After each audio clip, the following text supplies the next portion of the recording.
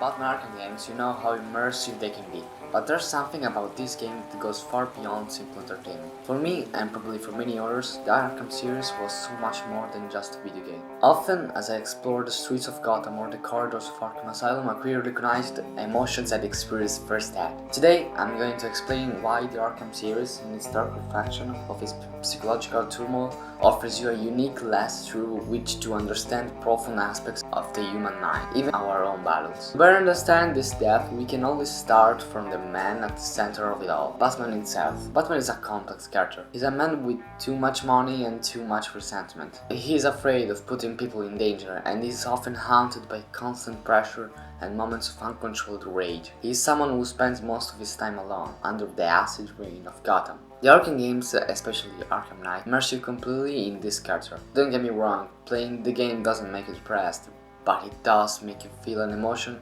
that few can understand. Only those who have been through difficult times or are still going through them. Batman with his pain represents the symbol of those who cannot escape the darkness that dwells within. The characters of Arkham, from the Joker or Harley Quinn, embody the cruelest manifestation of mental illness, trapped in an endless loop of suffering, schizophrenia and alienation. Madness is an eternal whirlwind that consumes any possibility of redemption. Depression in this context is not just a psychological inclination, but a sentence that cripples hope. Arkham Asylum becomes the stage where its patient's inner demons take shape, and violence, desperation and loneliness are the only language they know. Every Arkham patient is unable to see the light even when he has the chance. And Batman, despite his best efforts, is nothing more than a struggling against his own destructive nature, engulfed in an abyss that will only end with his death.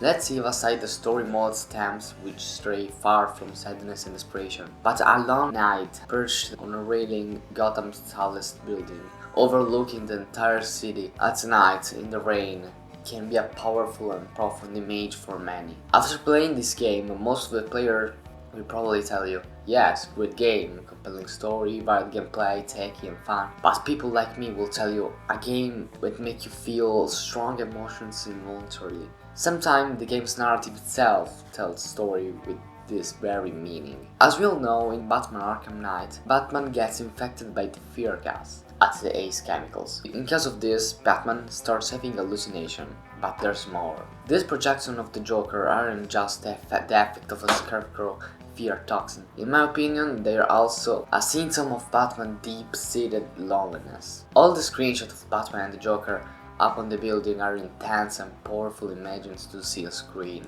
Another one can be the Victor Zsasz story, a very underrated plot in my opinion. In Arkham City, during the Cold Call Killer secondary mission, we will learn the entire story behind this character, which is in my opinion one of the most depressing villains of Batman. Victor Zsasz was born into an extremely wealthy and privileged family in Gotham City. From a young age, however, despite having everything he could possibly want, he felt perfectly empty and devoid of purpose. He found joy or meaning in his life of luxury he led. His dash into murderous madness begins after a series of catastrophic events. His parents die in a boating incident, and he squanders his entire inheritance on gambling, losing everything. One night, having lost everything, Zsasz finds himself on a Gotham bridge on the verge of suicide. I mention even the Jason Todd story because that is a very depressive one. You can see it just by how painful is his voice in this scene.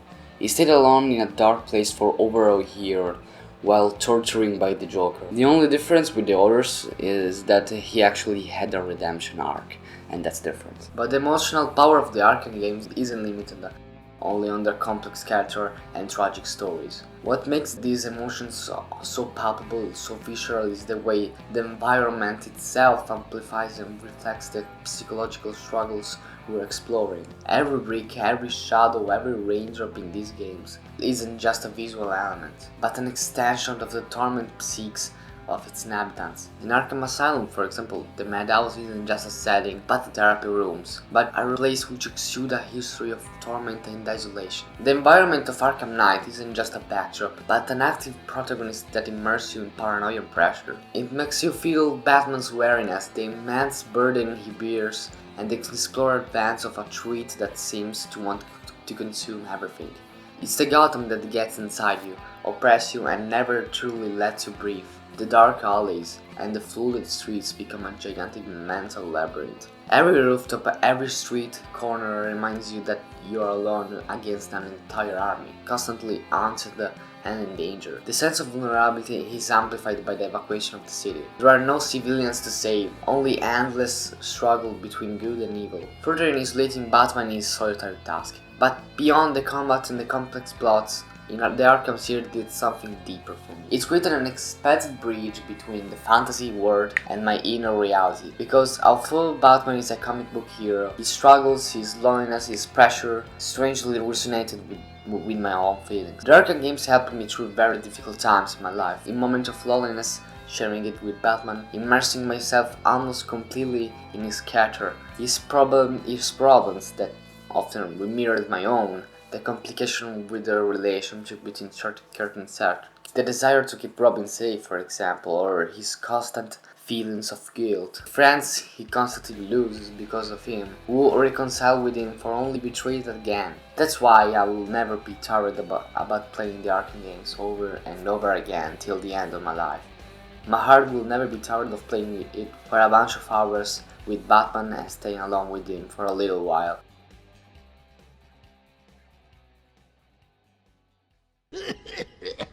Think of it as a running gag. No!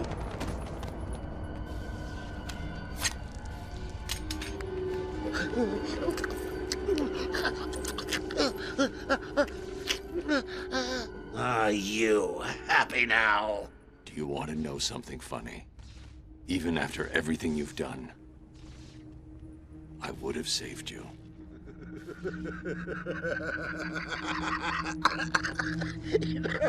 That actually is pretty funny.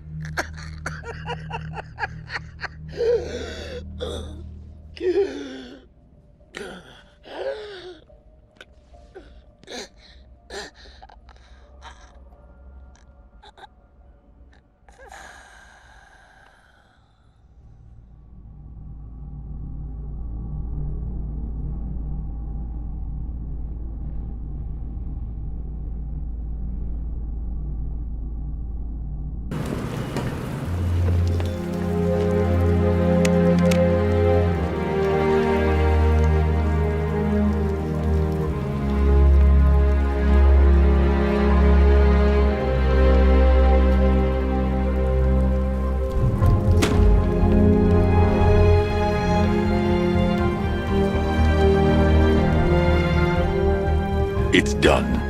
Gotham is safe. Thank you, Bruce. For everything.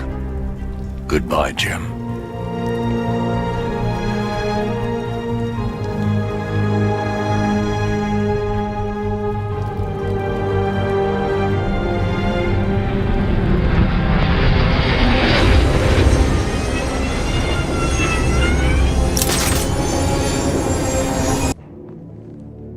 Jason, I thought you were dead.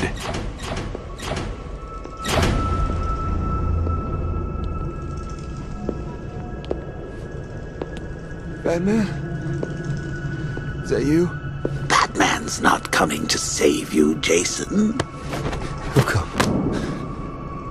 It's been 6 months now, Jason. I think it's time to face that. Screw you! That's the spirit. You're a real chip off the old bat block. Not that it'll do you any good. Why won't you just kill me? What?